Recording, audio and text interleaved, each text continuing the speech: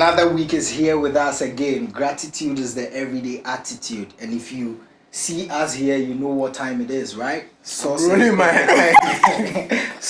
pepper time. Yes, we are about to digest and dissect all the trending issues, you know. And last week we missed Sayram on the show. It's really good to have you back. Thank you. I'm fine. Yes. I'm a guest, so anytime a visitor comes, not I a give up guest. my You are a co-host. Yes, that's her running away from responsibility. Yeah, you shouldn't. Please don't believe her. She's a co-host. Everybody here is a co-host. Exactly. Oh, but we had a fun co-host the last time. Yeah, we did. She was amazing. But you know, this week Wendy Shay was in the news and she's asking a question. She says, "Is it why do we use winning Grammy and filling the O2 Arena as the yardstick for an artist's success?" Do you agree with her? I saw that tweet, and I think some way, somehow, actually depends on where you're coming from. Right. So she mentioned she mentioned two. So her tweet actually said, why is filling the O2 and winning Grammy becoming the standard to measure the success of an artist? Yeah. And Bob Marley and Tupac are successful musicians, but they never won a Grammy. And to be fair, I agree.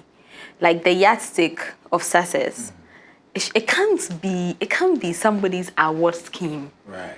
or filling the stadium in another person's country. How about filling the stadium in your country? Or how about winning an award scheme in your country? Do you get it? Yeah. Because the two artists she actually mentioned, I don't think Bob Marley won any Grammy, but Bob Marley's music would be one of the most successful music. Like people, I listen to Bob Marley's music. I'm not a reggae fan, but I listen to it because it's conscious music. It's easy to flow. The message he's communicating, do you get it? It's important. But so wouldn't you agree that the times have changed? And in this time, what the norm We're in a is, global world. Exactly. What the norm is, because they see our counterparts doing it. So right now, what the practice is filling arenas, stadium. Yeah. No one is saying no artist should aim for that. I think as an artist, what you define as success is important, but it shouldn't be the yardstick to measure every other person. Because I think some of the, I don't know how to say, some artists are actually really, really quiet, but really successful. They are making impacts with their music so much across the country. Is it Wiala? Or Wihala, how do you say it? Wihala is one. Like sometimes, so she comes on my timeline, and she's performing at places that I don't hear any of our artists do. We don't even, another problem, we don't even hail it as success because to our context, it is not what we have assumed or accepted to be successful, which is 1 million streams on YouTube or 1 billion streams on YouTube these days, or filling the O2 Arena or going on tour in the US. All that is important. I'm not saying they are not important, but should that be the yardstick? How about the impact you are giving to society? How about what your music is communicating? How about the individual's own rate of success? Like, then every individual has, so can we say that Sarkodie is not a successful artist because he is not filled the O2 Arena or because he is not won a Grammy? We can't say that. Yeah. Or Stonebwoy is not a successful artist because he's not won a Grammy. You can't say that, or he's not filled the O2 Arena. Do you get it? The success is what the artist is working for and is working towards. He's defining his success as he's going. If they get a Grammy, why not? Ghana has won the Grammy, we'll be excited. But if they've not, we shouldn't use it as a yardstick to be saying this person's an underground artist. And that was some of the comments under her tweets, that she's an underground artist and she's spoken. And then people go back to look for tweets that in some years before she was actually aiming for a Grammy. So she's not saying that getting a Grammy is not successful. She's saying, why is it the only yardstick we are using? Do you get it? Yes, I think it's a very, like, that's another thing. The Ghanaian and looking for validation outside his terrain. So if a Ghanaian fills the O2 Arena in the US, or is it UK? O2, is it US or UK, then it means that he's been validated, like the whites like his music. Actually, those arenas are being filled with blacks. Right. I don't think the whites are a greater percentage of people filling those arenas. They are Africans in the diaspora who are liking your music and filling the O2 arena. So what's the validation we are looking for? Is it the Hollywood? Is it the acceptance by the white people or acceptance by the black community? Because if it is, then we are doing well because Afrobeat has been accepted. We are seeing so many of the blacks jumping onto Afrobeats. So you saying that, Mr. Quiz, would you say we as Ghanaians can own Afrobeat and say that Afrobeat is from us, is for us? And also, do you also think that the comparison is taking the fun out of the artistry? No, it's not taking the fun out of the artistry. I think the competition has actually helped us. Because when you look at the growth of Ghanaian music from high life to when it became hip life, I think we felt very comfortable in what we were doing because we're pace setters in a lot of these things, in terms of music. Because you realize that high life had influences across the West African sub-region stemming from Ghana. Then hip life, that's the fusion of American hip hop and high life beats or local beats, also became a thing. And we're comfortable. Right? Now, fast forward to today, where we have a reference point called Afrobeat and how good it's doing across the world.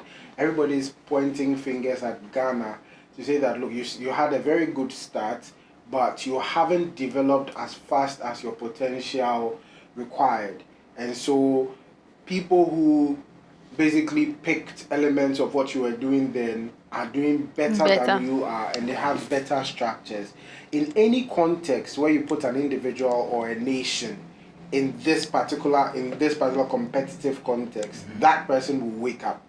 Right, okay. And so for me, that's me feeling that we've done, it's more positive than negative in that context, that the sense of competition will keep us on our toes, and we're also asking questions about how we can propel our industry to the next level.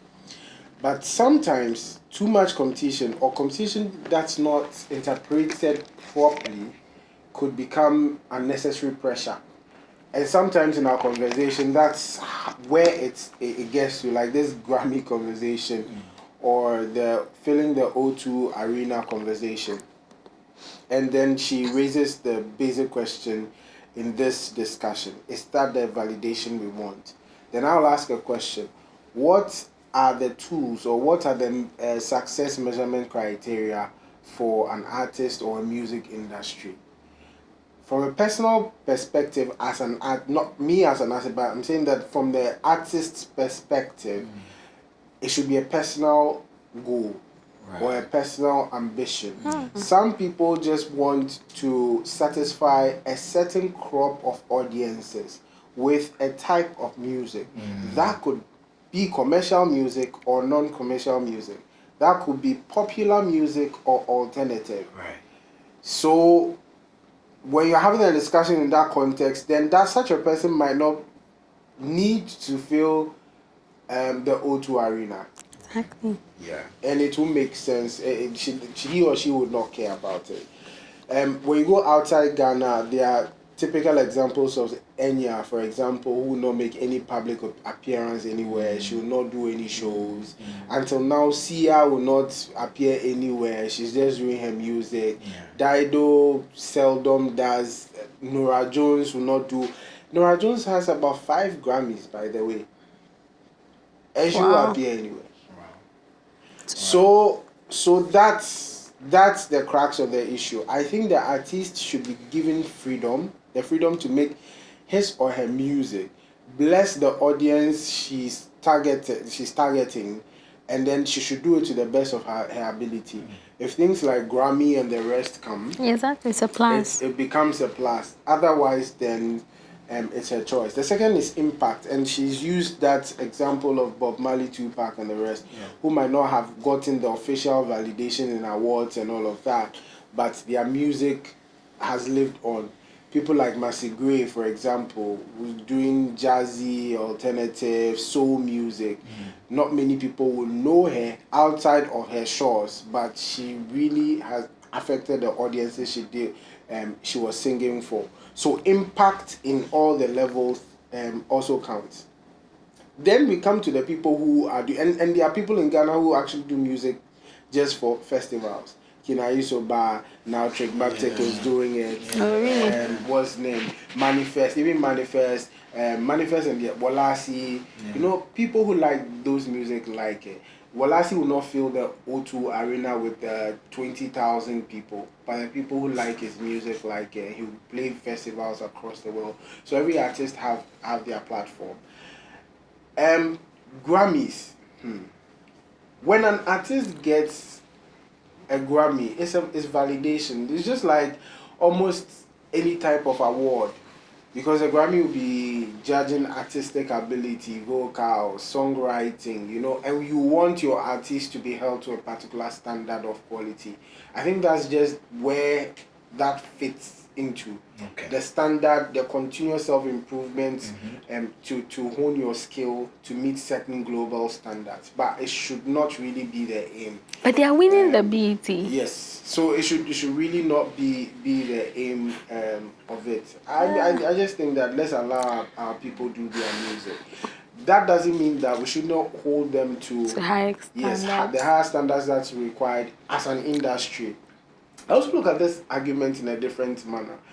If we are saying that filling the O2 arena is a standard because it means that your music has achieved certain global audience or international audience, and the fact that we can't fill it now means that we've not done well enough in pushing the good music we are doing here across, then that's a different conversation.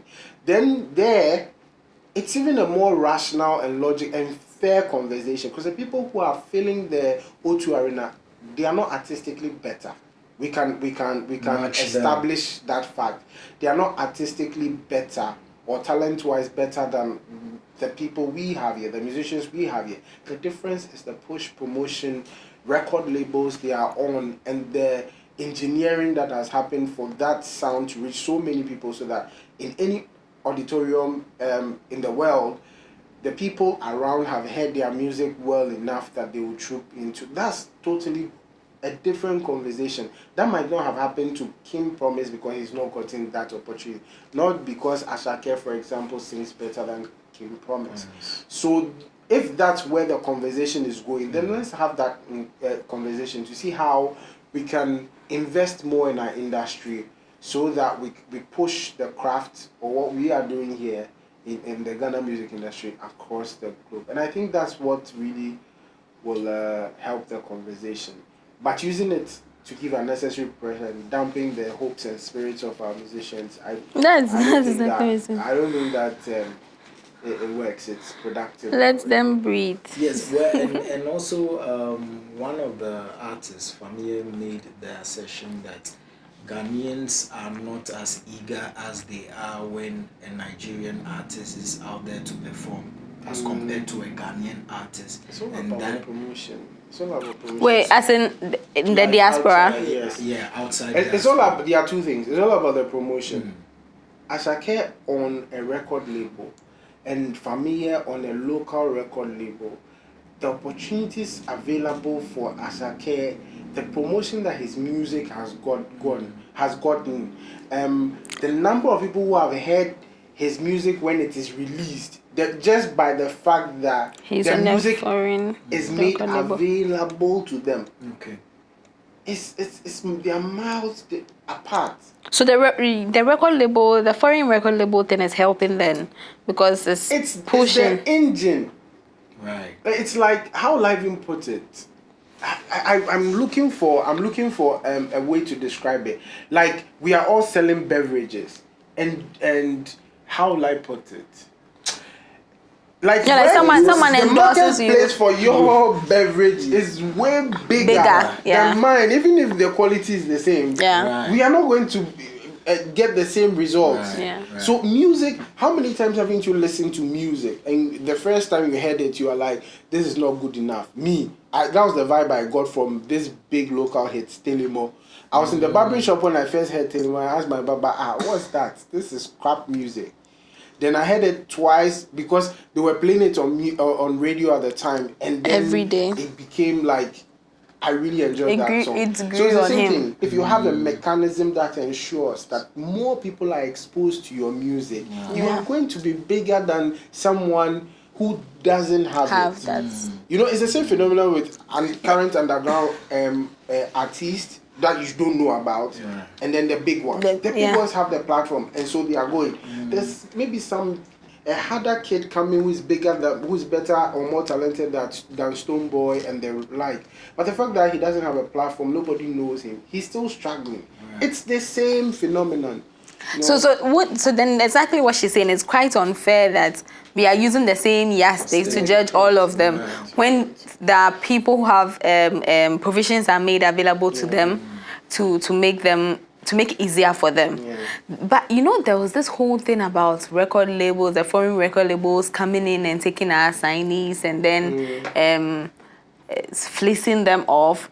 That's another thing. So it's I think Sarkodie made that comment some time ago when he was asked why he didn't sign the Akon deal and he doesn't have any big record label, and he's saying that when he looks at the amount of revenue or the percentage of revenue that he's going to make from his craft and the record label are going to make from their craft, it's just uncomfortable for him to sign the contract.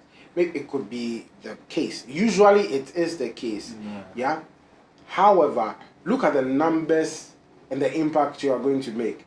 So on your own, you might reach only 1 million years, and that brings you a revenue of X. But with a record label, you are basically going to be exposed to 100 million, and a revenue of X, that's a very small percentage, is even more than what you would have made on your own.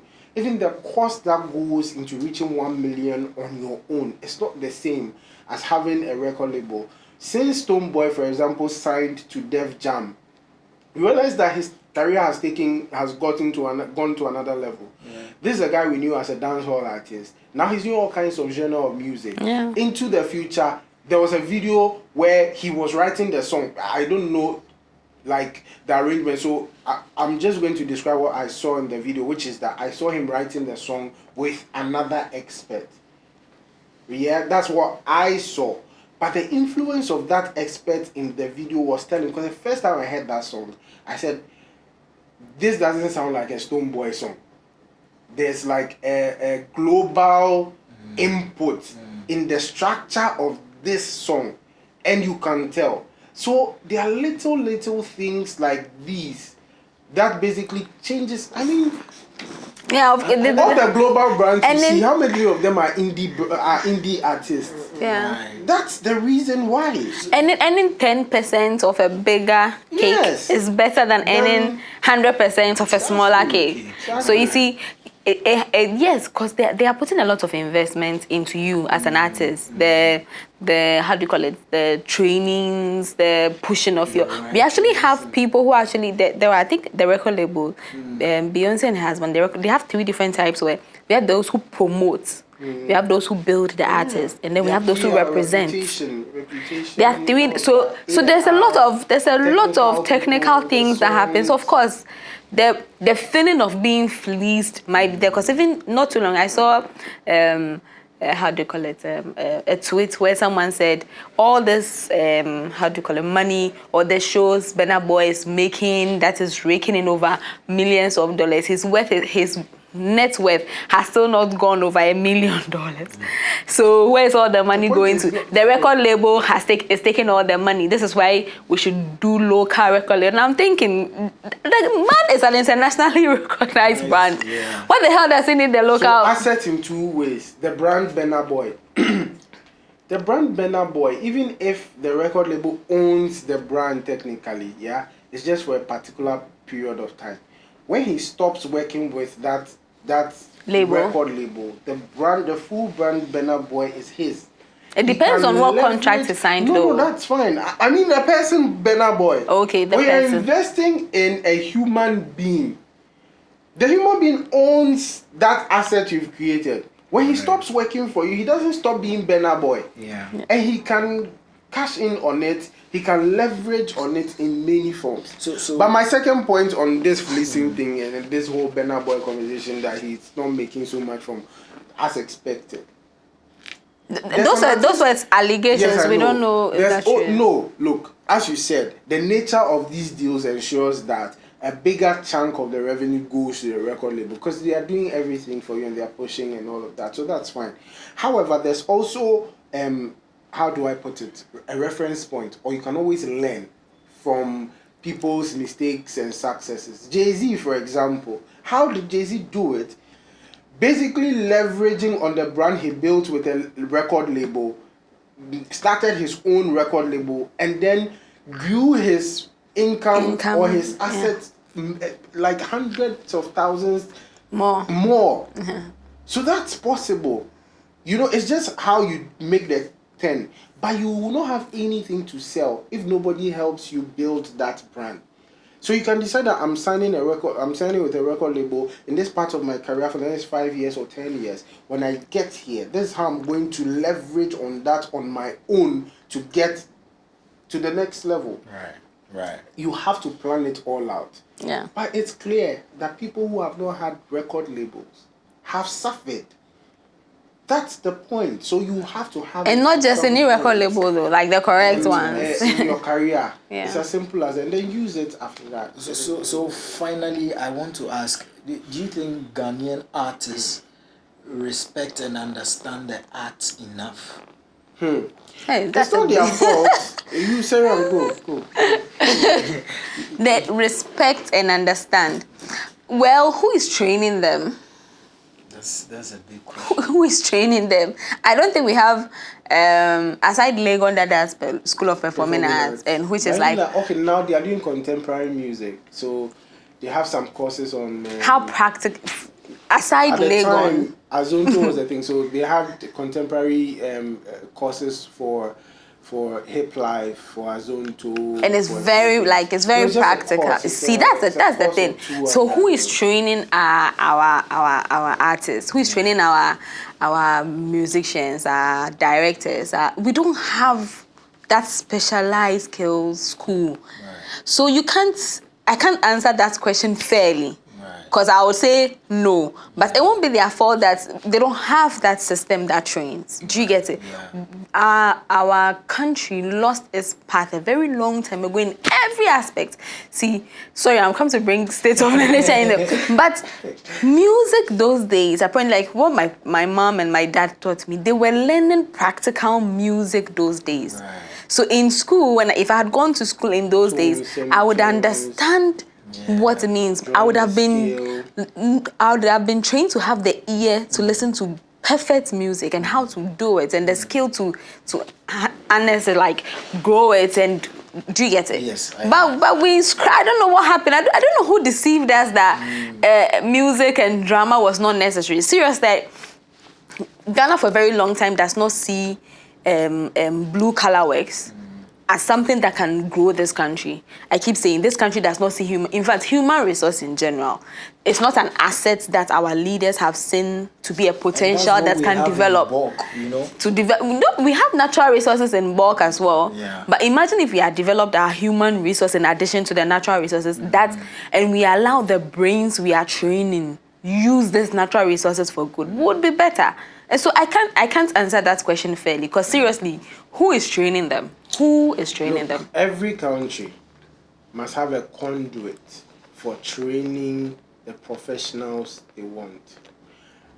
America has a spirit that every part of their society, every part of their economy must be developed to their highest potential, the highest level. So you see it in their athletes, you see it in their music, their movies, their manufacturing. See, Everywhere. it's like you woke up and you thought that countries like America, UK, and the yes. They just So happened. like UK, for example, had a lot of legacy because of colonialism and taking people's resources and da. But America didn't. Basically, America was just a country full of immigrants who just came together and decided America that is the Takashi. we are going to just forge on and push. And then you realize that they became very, very developed. And we do not study the model. The model is just perfection and hard work, improving every facet of your economy as much as possible that the value can be exported. It's as simple as that. Today, what part of the Ghanaian economy, and she talked about human resource, what part of our population in terms of profession stands out globally? And we say that Ghana trains or raises this level, these professionals who are well standard. Football, but even that one. Where is it? Now That one, we're even reaping the benefits of Nkume's vision. Right. Everything that we achieved in football and there it sports goes again. in Ghana was because Nkrumah decided to do that. After him, we are not reaping any benefits from anything from like careful, critical, deliberate planning and execution. Let's not jump now. I think yes, so let me just finish my point on the music thing. Right. As she said, in our educational system, there's nowhere that music is a mandatory part of the training. Nope. Music used to be a subject and then it was scrapped. Yeah. Music and dance. Yeah. Exactly. It was. University, even the university, we don't do music in university. Maybe general arts. I don't know which secondary school does it as an option as part of. Wait. You mean a secondary school, not university? I'm using it. I'm struggling to go to the secondary school level to see even if music education starts from music is not there. Then okay. So the only time a Ghanaian can get formal access to music education will be in the university. Wait, in the university, how practicalized? Like don't talk. Like in Ghana. In the SHS, there's the special. I think it's under literature. That's what I'm saying. So I'm looking at the combinations, the electives for in some schools. So my school didn't have music. We didn't do that. We didn't have music. So that should tell you. That's why your people will not understand the craft or the industry. Exactly. Who is training them? There's no conduit to train people to really understand it. Please, in fact, Ghanaian musicians are doing so well. Right. Because if they are doing that, singing with their ears, singing out of passion and talent, and just mimicking people, and then they are doing very well. Yeah, we're actually doing very well to produce musicians in this country. Musicians and actors together, we have a problem. Okay. So please let's when she says let them breathe, let them breathe. Yeah. So for me, I just think that yes, government has to do their part, but artists too have to do their part. Because the only way you can shine is continue to polish. So whatever it is, you continue to study. If you have to read, if you have to learn, if you have to even employ extra machinery just to push it there, just to make your engine stronger. So we can get a Grammy. Global. I say you go for it. This has been Sauce and Pepper.